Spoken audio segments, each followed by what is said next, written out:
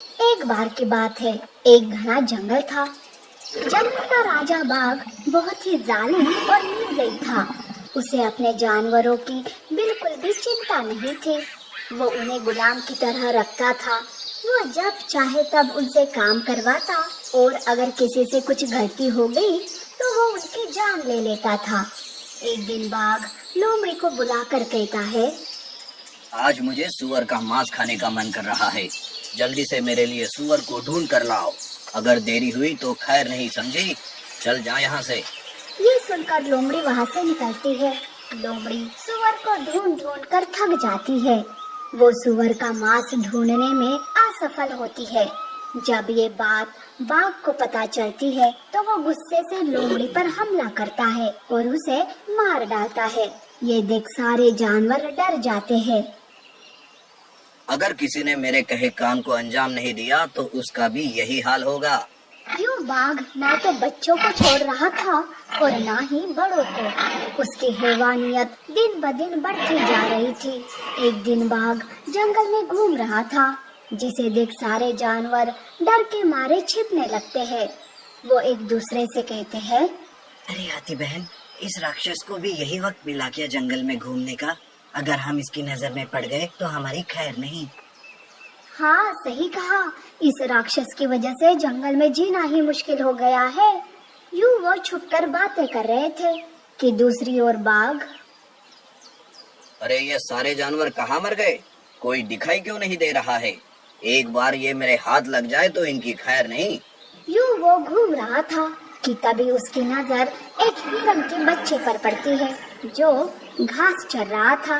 उसे देखकर, अरे वाह, हिरन का बच्चा! इसका मांस तो बड़ा ही नर्म और मुलायम होगा। इसे खाकर तो बड़ा मजा आएगा। यूं वो उस बच्चे पर हमला करने ही वाला था कि हिरन वहां आ जाती है और वो बाघ को रोकते हुए कहती है, महाराज रहम कीजिए, मेरा बच्चा बहुत छोटा है, कृपा करके उसे छोड़ दीजिए। अरे ओ हिरन, तेरी हिम्मत कैसे हुई मुझे रोकने की?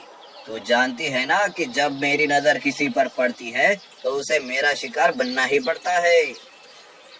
महाराज आप चाहो तो मेरा शिकार कर लो, पर मेरे बच्चे को छोड़ दो। बाघ इतना जालिम था कि वो दोनों माँ और बच्चे का शिकार कर लेता है। ये देख हाथी और खरगोश उदास हो जाते हैं। यूं कई जानवर तो जंगल छोड़कर चले गए थे और कुछ बचे हुए थे। उनके दिन ऐसे ही डर और दहशत में गुजर रहे थे। एक दिन उस जंगल में एक शेर आता है जिसका अपना कोई नहीं था। वो बहुत ही ताकतवर और शांत स्वभाव का था। शेर जंगल में नया था। वो जंगल को देखकर सोचता है, अरे ये जंगल क्यों इतना अजीब है? यहाँ तो कोई जानवर दिखाई भी नहीं दे रहा है। आखिर क्या बात है? यूं शेर अपने ही ख्यालों में जा रहा था कि वो एक गड्ढे को अनदेखा कर उसमें गिर जाता है। वो मदद के लिए चिल्लाने लगता है। अरे कोई है, प्लीज मेरी मदद करो। शेर की आवाज सुन उधर से गुजर रहा बाघ वहां आता है। शेर बाघ को देखकर, देखो, प्लीज मेरी मदद करो और मुझे इस गड्ढे से बाहर निकालो। अरे मैं जंगल का राजा हूँ। मैं अपना कीमती वक्त ऐसे आलतू फालतू कामों में नहीं लगाता, समझा? अब गिरा है तो खुद ही ऊपर आ, नहीं तो उसी में मर।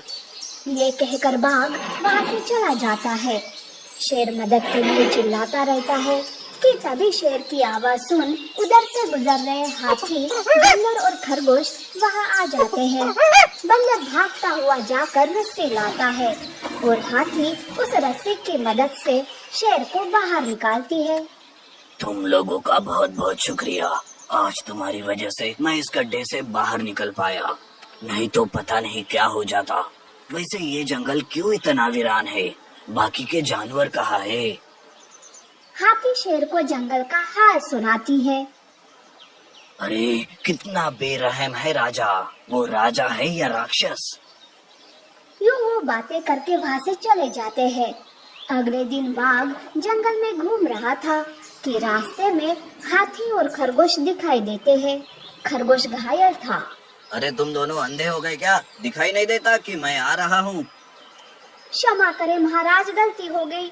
वो खरगोश घायल है, वो चल ही नहीं पा रहा है। तो क्या मैं उसकी सेवा करूं? चलो हटाओ इस कचरे को यहाँ से। यूं बाघ खरगोश को अपने पैरों से उड़ा देता है। खरगोश दूर जाकर गिरता है और बेहोश हो जाता है कि तभी वहाँ शेर आता है। अरे कैसा राजा है तू, जो अपने ही जानवरों को यूं परेशान कर रहा है? इससे तुझे क्या, मैं इस जंगल का राजा हूँ, मैं जो चाहे वो करूँगा। तू होता कौन है मुझे नसीहत देने वाला? देखो, अपनी ताकत का इतना भी घमंड करना अच्छी बात नहीं है। अरे बस बहुत हो गया, तू जहाँ से आया है वहीं वापस चला जा, नहीं तो तेरी खैर नहीं। मैं तो जरूर जाऊंगा, लेकिन तुझे सीधा करके ही जाऊंगा। उन दोनों के बीच लड़ाई होती है। बाघ शेर की ताकत के सामने कमजोर पड़ जाता है और वो मारा जाता है। ये देख सारे जानवर खुश हो जाते हैं और शेर को ही जंगल का राजा बना देते हैं। शेर जंगल का राजा बनकर एक अच्छा राजा होने का कर्तव्य निभाता है।